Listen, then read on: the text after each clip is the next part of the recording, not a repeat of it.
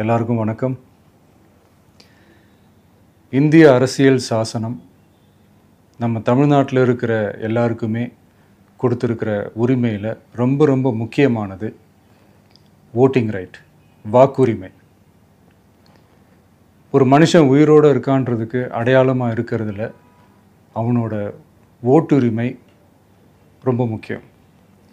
அதனால தான் voting is not only our right but also our life.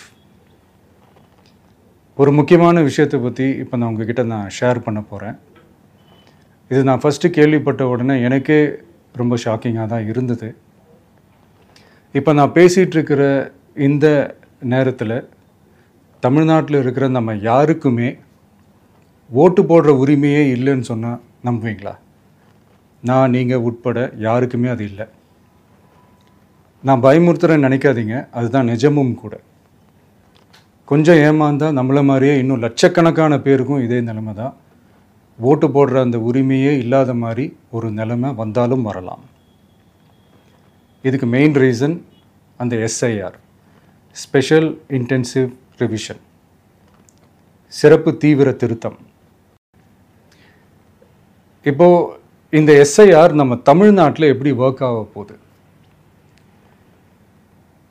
கடந்த ஜனவரி மாதம் எடுத்த அந்த கணக்கெடுப்பில் 6,36,00,000 வாக்காளர்கள் நம்ம தமிழ்நாட்டில் இருக்கிறாங்க. ஆனால் அவங்க யாருக்குமே இந்த ஓட்டு போடுற உரிமையே இல்லை. அந்த பிஎல்ஓன்னு சொல்லுவாங்க, பூத் லெவல் ஆஃபீஸர்ஸ், வாக்குச்சாவடி நிலை அலுவலர். அவங்க தான் வீடு வீடாக போய் அந்த ஃபார்மை கொடுப்பாங்க. அதை நம்ம ஃபில்அப் பண்ணி கொடுக்கணும். அதை தேர்தல் ஆணையம் அதை எடுத்துகிட்டு போய் அதை ஸ்க்ரூட்டினைஸ் பண்ணி அது எல்லாமே கரெக்டாக இருக்கான்னு செக் பண்ணி பார்த்ததுக்கப்புறம் அந்த வாக்காளர் பட்டியலை வெளியிடுவாங்க. அந்த வாக்காளர் பட்டியலில் நம்ம பேர் இருக்கணும், அப்போ தான் நம்மளால் ஓட்டு போட முடியும். அந்த புது பட்டியல் வர்ற வரைக்கும் நம்ம வாக்காளர்களான்றது அது உறுதியே செய்ய முடியாது. இன்கேஸ் அந்த புது பட்டியலில் நம்ம பேர் இல்லைன்னா அது ஒரு தனி ப்ராசஸ், அது ஒரு தனி ஃபார்ம், அது ஒரு தனி கிளைம்ன்ற மாதிரி அது ஒரு வேறு வேலை. ஸோ இந்த மாதிரி நிறைய சிரமங்கள் குழப்பங்கள் இருக்கிறதுனால மக்களுக்கு இது மேலே ஒரு கன்ஃபியூஷன் ஒன்று இருக்குது. இது என்ன வெரிஃபிகேஷனா இல்லை ஒரு மறைமுக ரீரெஜிஸ்ட்ரேஷனா இல்லை இது ஒரு நியூ ரெஜிஸ்ட்ரேஷன் மாதிரியே தானா அப்படின்ற மாதிரி நிறைய கன்ஃபியூஷன் இருக்குது. அவங்க செய்ய வேண்டியதெல்லாம் ஒன்றே ஒன்று தான். இந்த மாதிரி வீடு வீடாக போய் அந்த என்யூமரேஷன் ஃபார்ம் நம்ம ஃபில்அப் பண்ணி கொடுக்கும்போது அதுக்கான அக்னாலேஜ்மெண்ட்டை அந்த பிஎல்ஓ அந்த ஆஃபீஸர்கிட்ட இருந்து நீங்கள் வாங்கிக்கணும். அது ரொம்ப ரொம்ப முக்கியம். இது நான் சொல்கிறது வாக்காளர் பட்டியலில் ஆல்ரெடி உங்கள் பேர் இருக்கிறவங்களுக்கு நான் சொல்கிறேன். இப்போ புது வாக்காளர்கள், ஃபஸ்ட் டைம் ஓட்டர்ஸ், அவங்களுக்கு ஃபார்ம் 6ன்னு ஒன்று இருக்குது.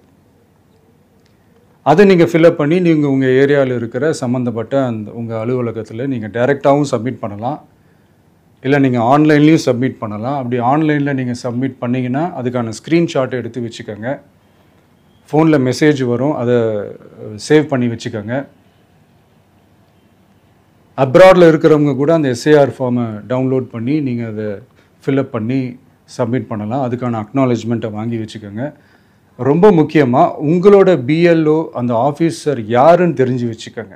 இந்த தேர்தல் ஆணையம் அந்த வெப்சைட்டில் போனீங்கன்னா அந்த பர்டிகுலர் பிஎல்ஓ ஆஃபீஸரோட ஃபோன் நம்பர் கூட நீங்கள் எடுத்து வச்சுக்கலாம். இன்கேஸ் உங்களை யாரையும் ரீச் பண்ணலை இல்லை உங்களுக்கு அந்த ஃபார்ம் கிடைக்கல அப்படின்னா நீங்கள் அவரை காண்டாக்ட் பண்ணி அந்த ஃபார்மை வாங்கி நீங்கள் ஃபில்அப் பண்ணி நீங்கள் சப்மிட் பண்ணலாம். ரொம்ப முக்கியமாக அதுக்கான அக்னாலேஜ்மெண்ட்டை வாங்கி வச்சுக்கோங்க. இது எல்லாமே சரியாக செஞ்சாலும் இந்த எஸ்ஐஆர் மேலே சில டவுட்ஸ் இருக்குது. அது என்னென்னா, இந்த 6,36,00,000 வாக்காளர்களுக்கு ஒருத்தர் விடாமல் இந்த ஒரே மாதத்துக்குள்ளே எப்படி எல்லாருக்குமே அந்த ஃபார்ம் போய் ரீச் ஆகும்? ஒன்று. ரெண்டாவது, நீங்கள் வரும்போது வீட்டை பூட்டிட்டு வேலைக்கு போயிட்டு என்ன பண்ணுறது? இப்போ நீங்கள் வருவீங்கன்றதுக்காக வேலையெல்லாம் விட்டுட்டு வீட்டுக்குள்ளேயே உட்காந்துட்ருக்கணுமா? ஸோ இதில் மெயினாக பாதிக்கப்பட போகிறது உழைக்கிற மக்கள், ஏழைகள், வேலைக்கு போகிற பெண்கள். இவங்களுக்கு யார் கரெக்டான அந்த பதில் சொல்ல போகிறது?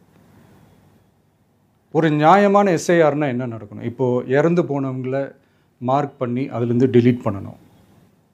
இப்போ போலி வாக்காளர்கள் இருந்தாங்கன்னா அவங்கள மார்க் பண்ணி டிலீட் பண்ணணும். இப்போ ஆல்ரெடி ஓட்டு இருக்கிறவங்களுக்கு எதுக்கு இந்த ரெஜிஸ்ட்ரேஷன் என்ற பேரில் இவ்வளவு குழப்பங்கள் அப்படின்றதான் இங்கே கேள்வி. இப்போ புதுசாக வர்ற வாக்காளர்களையோ இல்லை ஓட்டு இல்லாதவங்களையோ சேர்த்தா பத்தாதா? இப்போ ரீசெண்டாக நடந்த இப்போ எலெக்ஷன் 2021, 24 எப்படி எல்லாருமே ஓட்டு போட்டோம்?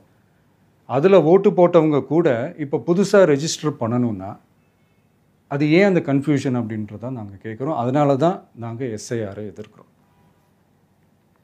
இப்போ புதுசாக சில கம்ப்ளைண்ட்ஸ்லாம் வர ஆரம்பிக்குது. அது என்னென்னா முக்கியமாக நம்மளுடைய டிவிகே தோழர்களுக்கு அந்த ஃபார்ம் கிடைக்க மாட்டேங்குது, கொடுக்க மாட்டேன்றாங்க அப்படின்ற சில கம்ப்ளைண்ட்ஸ். இது யார் பண்ணுறாங்க அப்படின்றது நான் தான் சொல்லி தெரிய வேணும்னு ஒன்றும் அவசியம் இல்லை உங்களுக்கு. இப்போ இருக்கிற ஆட்சியாளர்கள் அவங்களுக்கு கைப்பாவையாக இருக்கக்கூடிய சில பேர் இதை செய்ய ஸ்டார்ட் பண்ணியிருக்கிறாங்க. அதனால் மைடியர் வர்ச்சுவல் வாரியர்ஸ், இதை சாதாரணமாக எடுத்துக்காதீங்க. இது எல்லாருக்குமே அந்த ஃபார்ம் போய் ரீச் ஆகணும். இதில் ரொம்ப உறுதியாக இருங்க. அதையும் மீறி உங்களுக்கு அந்த ஃபார்ம் கிடைக்கலன்னா இருக்கவே இருக்கும் ஆன்லைன். தேர்தல் ஆணையம் அந்த வெப்சைட்டில் போய் அந்த ஃபார்மை டவுன்லோட் பண்ணி நீங்கள் ஃபில்அப் பண்ணி சப்மிட் பண்ணலாம். உங்கள் வீட்டில் இருக்கிறவங்களுக்கு நீங்கள் செஞ்சு கொடுங்க, பக்கத்து வீட்டில் இருக்கிறவங்களுக்கு செஞ்சு கொடுங்க, தெரிஞ்சவங்களுக்கு, தெரியாதவங்களுக்கு, பழகினவங்களுக்கு, பழகாதவங்களுக்கு எல்லாருக்குமே நீங்கள் தயவு செஞ்சு கொடுங்க.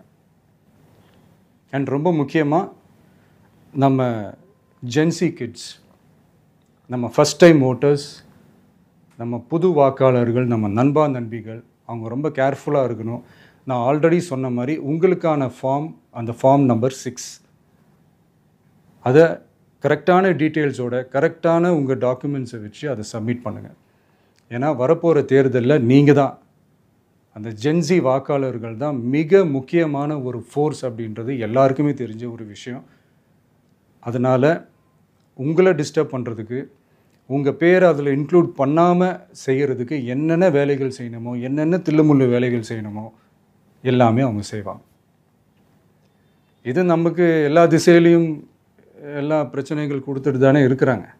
அது டிஃபால்ட்டாக நடந்துட்டு தான் இருக்கும். அது ஒன்றும் பண்ண முடியாது. ஸோ அந்த மாதிரி ஓட்டு போடுற விஷயத்துலேயும் அவங்க என்ன மாறவா போகிறாங்க? இப்போ நான் சில மீட்டிங்ஸ்லலாம் ரிப்பீட்டடாக ஒரு விஷயம் நான் சொல்கிறேன்ல, 2 பேருக்கு நடுவில் தான் போட்டி அப்படின்ட்டு. அது மேடைக்கு மேடை அவங்க அதை ப்ரூவ் பண்ணிகிட்டு இருக்கிறாங்க. அதனால் தோழர்களே, வரப்போகிற தேர்தலில் நம்ம யாருன்னு காட்டணும், நம்ம பலம் என்னன்னு காட்டணும். அதுக்காக அந்த பலமான, அந்த பவர்ஃபுல்லான ஆயுதத்தை நம்ம கையில் எடுக்கணும். அந்த ஆயுதம் வேறு எதுவுமே இல்லை, ஓட்டு, வாக்கு, ஜனநாயகம்.